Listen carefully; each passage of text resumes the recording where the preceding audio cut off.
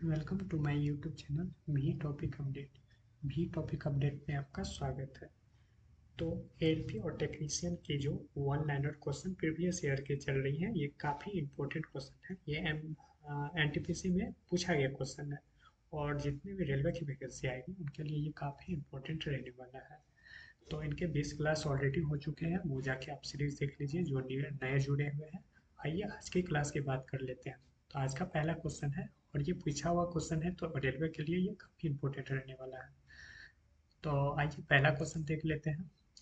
पहला है, भारतीय मुद्रा नोट के अग्रभाग पर दिखाई देने वाला भारतीय रिजर्व बैंक के मुद्रण के लिए किस तकनीक का प्रयोग किया जाता है। तो देखिए, हाँ, ये आरबी द्वारा जो प्रिंटिंग होता है ये इटा इंटागिलियो इंटागिलियो प्रिंटिंग किया जाता है। आगे है बायोगैस। बायोगैस का प्रमुख हिस्सा क्या होता है। तो ये काफ़ी बार रिपीटेड क्वेश्चन है। बायोगैस में मुख्यतः मीथेन पाया जाता है, प्रमुख हिस्सा मीथेन ही होता है। वह कौन सा सुरक्षा बल है जो केंद्रीय गृह मंत्रालय के अंतर्गत नहीं आता है। तो देखिए, रेलवे सुरक्षा बल आरपीआई जो है इनके अंतर्गत नहीं। ऑप्शन बेस ये क्वेश्चन था, तो देखना है आपको गृह मंत्रालय के अंतर्गत कौन कौन से आते हैं, उसे आप लिख लीजिएगा। आगे है आठवें आठवें संयुक्त राष्ट्र महासचिव का नाम क्या था। तो वान की मून आठवें संयुक्त राष्ट्र महासचिव के महासचिव थे। संयुक्त राष्ट्र के यूएनओ के महासचिव कौन थे आठवें? वान की मून। वर्तमान में कौन है यूएनओ के? तो वो आप कमेंट करके जरूर बताइए। आग को बुझाया जाता है, तो आग को बुझाने के लिए हम CO2 का प्रयोग करते हैं, लेकिन आग जलने में कौन सा सहायक करता है। तो ऑक्सीजन हमारे आग जलाने में सहायता करता है। लोसूंग या लोसांग त्योहार कहाँ का लोकप्रिय है। तो लोसांग देखिए सिक्किम का है। कभी आपको ऐसे वर्ड दे दिया जाएगा, लोसांग को लोसूंग लिख दिया जाएगा, तो आपको याद रखिए ये सिक्किम का त्योहार है। आगे है जलवायु। राष्ट्रीय जलवायु गुणवत्ता सूचकांक को कितने प्रदूषकों की संघनता के आधार पर निर्धारित किया गया है। तो देखिए इसे एट एट संघनता के आधार पर इसको सूचित किया जाता है। आगे है वह ग्रीन हाउस गैस कौन सी है जिसे हंसाने वाली गैस भी कहा जाता है।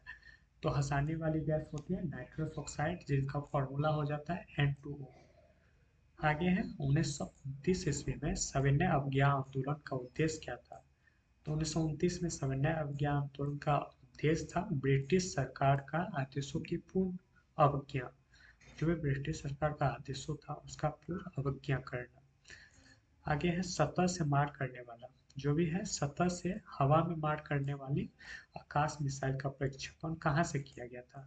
तो ये आकाश का अब्दुल कलाम द्वीप से किया गया था, जो उड़ीसा में है। यहाँ से आकाश का प्रक्षेपण किया गया था। आगे है बांग्लादेश में प्रवेश करने वाली गंगा नदी की मुख्य शाखा को क्या नाम से जाना जाता है। जो गंगा नदी है बांग्लादेश में प्रवेश करती है, तो उसे पद्मा नाम से जाना जाता है। आगे है किसे एक बौना ग्रह कहा जाता है। तो प्लूटो प्लूटो एक बौने ग्रह है, जो इसे 9 ग्रहों में से निकाल दिया गया, जो अब 8 ही ग्रह है। आगे एक जनरेटर रूपांतरित करता है। तो जनरेटर आप देखते होंगे वो घूमती है और विद्युत ऊर्जा उत्पन्न करती है। तो यांत्रिक ऊर्जा को विद्युत ऊर्जा में वो कन्वर्ट करती है। चलिए आज का और नेक्स्ट शिफ्ट की बात कर लेते हैं। तो RRB एनटीपीसी स्नातक स्तर स्टेज 1 7/4/2016 यानी 7 अप्रैल को ये फर्स्ट शिफ्ट में पूछा गया। अब हम इस शिफ्ट वाइज ही चलेंगे। आज से हम एक शिफ्ट के क्वेश्चन लेंगे और वो पूरी डिस्कस करके जाएंगे। आइए देखते हैं इस शिफ्ट के सभी क्वेश्चन। जिंक का उच्चतम स्रोत है। तो देखिए जिंक का उच्चतम स्रोत क्या है, अष्टभुज होता है। जिंक का उच्चतम स्रोत अष्टभुज होता है। तत्व और मानव जैसी प्रजातियों जैसे बंदर, बानर, वानर, वन मानुष आदि के व्यवहार का अध्ययन क्या कहलाता है। तो बंदर या बानर या वन मानुष का अध्ययन प्राइमोटोलॉजी कहलाता है। ये क्या कहलाता है, प्राइमोटोलॉजी। आगे है GSLV का पूरा नाम क्या होता है। तो GSLV का पूरा नाम होता है जियो सिंक्रोनस सैटेलाइट लॉन्च व्हीकल। याद रखिएगा, जियो सिंक्रोनस सैटेलाइट लॉन्च व्हीकल होता है। आगे क्वेश्चन है SMAP सैटेलाइट जो पृथ्वी पर मिट्टी की नमी को मापने और प्रक्षेपण का कार्य करते हैं, इसमें किसने लॉन्च किया था? तो SMP को लॉन्च नासा ने किया था। ये क्या करता है? मिट्टी की नमी को मापने के और निरीक्षण का कार्य करती है।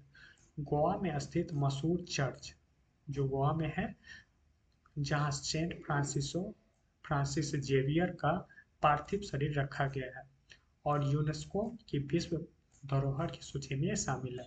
तो ये कौन है, किसका ये चर्च है? तो बोम जीसस व बसिलिका, बोम जीसस का बसिलिका का है, जो क्या यूनेस्को में शामिल है। इसमें क्या सेंट फ्रांसिस का जेवियर का पार्थिव शरीर रखा गया है। कोसी बाढ़ नियंत्रण और सिंचाई परियोजना स्थित है। तो कोसी नदी जो है बिहार में ही बहती है मुख्यतः, और वहीं इसका परियोजना केंद्र है। और मार्ग बदलने वाली सबसे ज़्यादा कोसी ही है, ये भी याद रखिएगा। आगे है, बिहार का शोक भी कोसी नदी को ही कहा जाता है। आगे है, बिहार विश्वविद्यालय अनुदान आयोग यूजीसी ने विश्व का सबसे बड़ा मानक भाषा पोर्टल परियोजना शुभारंभ किया। तो ये भारतवासी एक भाषा पोर्टल है जिसे यूजीसी ने इसे लॉन्च किया है। आगे है, आर्कटिक में ओजोन क्षेत्र किस मौसम को स्पष्ट रूप से दिखाई देता है? यानी कि आर्कटिक के ऊपर जो ओजोन क्षेत्र है कौन सी मौसम में स्पष्ट दिखाई देता है? तो अगर भीषण गर्मी पड़े तो वो ओजोन क्षेत्र दिखाई पड़ता है। आगे है, वायुमंडल में ओजोन को मापने के लिए यूवी स्पेक्ट्रोमीटर किसने विकसित किया?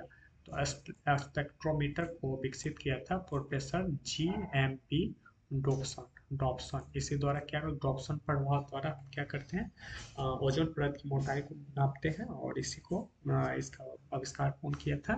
तो प्रोफेसर GMP डॉप्सन। भारत नाट्य नाट्य शास्त्र एक पुस्तक है। भारत के शास्त्रीय नृत्य का किसके द्वारा लिखी गई है?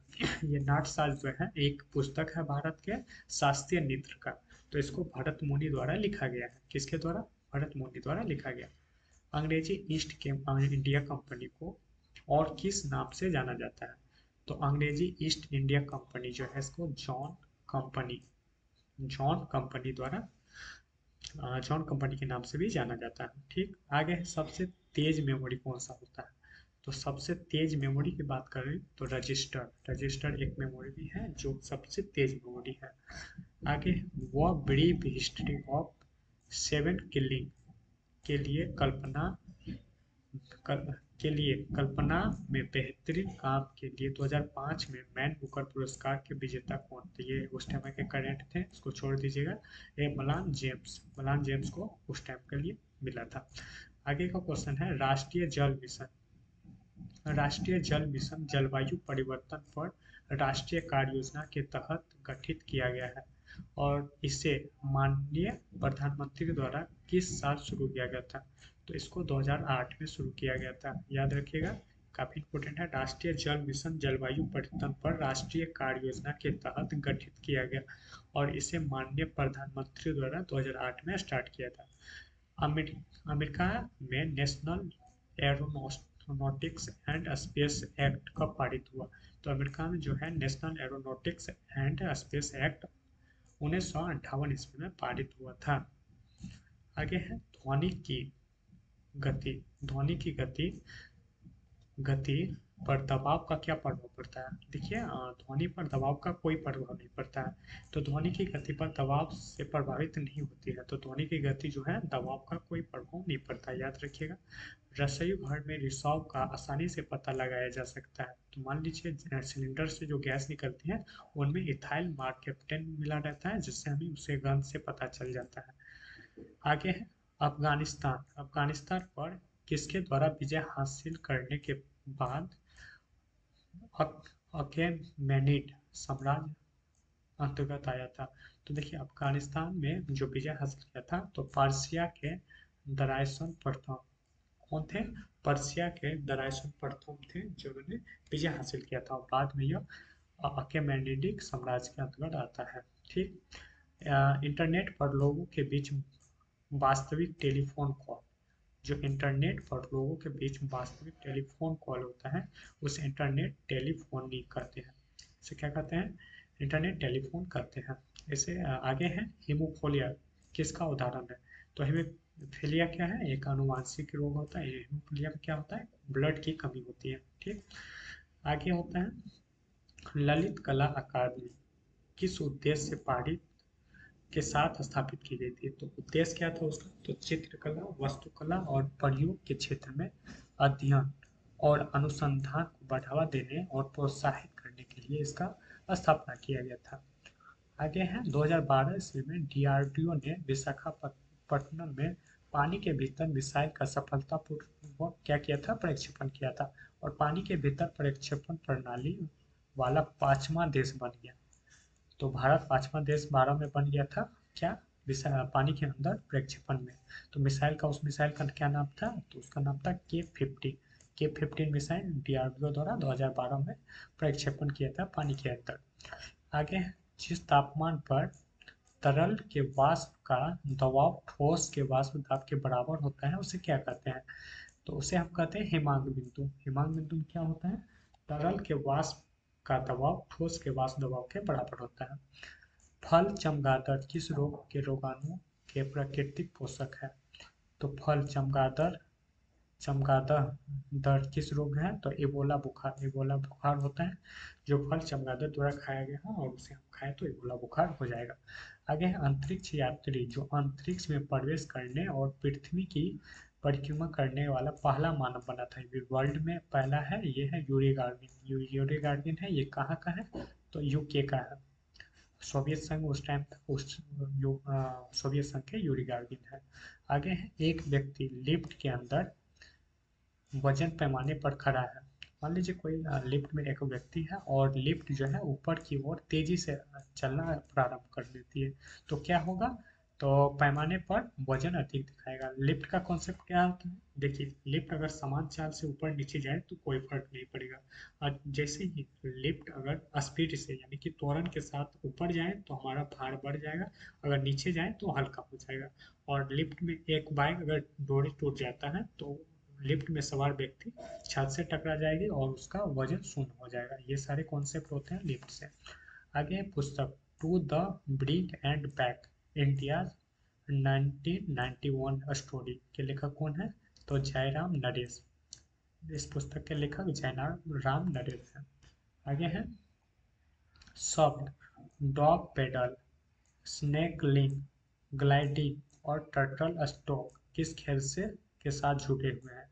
तो देखिए, ये सभी तैराकी के वर्ड हैं। खेल से भी कभी कभी शब्द पूछ लिया जाता है जो काफ़ी इंपॉर्टेंट है, तो एक सेपरेट वीडियो में लाऊंगा सभी खेल से संबंधित वर्ड। और ये इस शिफ्ट के सारे इंपॉर्टेंट क्वेश्चन थे, तो आप अच्छे से इसे देख लीजिएगा और जो आपको इंपॉर्टेंट लगे, जो आपसे याद ना हो, तो उसे नोट डाउन कर लीजिए, एक डायरी बना लीजिए जो काफ़ी इंपॉर्टेंट है। यहाँ से रिपीट हो रेलवे के सभी एग्जाम में यहाँ से क्वेश्चन रिपीट होते हुए आपको दिखेंगे। तो प्रीवियस ईयर का काफ़ी रोल रहता है, कोई भी एग्जाम का हो। तो आप ये सारे सीरीज जो भी पहले का सीरीज आप नहीं देखें तो वो जाके देख लीजिएगा। कमेंट करके ज़रूर बताइएगा ये वीडियो आपको कैसा लगा। कमेंट करके ज़रूर बताइएगा ये वीडियो कैसा लगा, और लाइक सब्सक्राइब जरूर कर लीजिए। थैंक यू, मिलते हैं नेक्स्ट वीडियो में।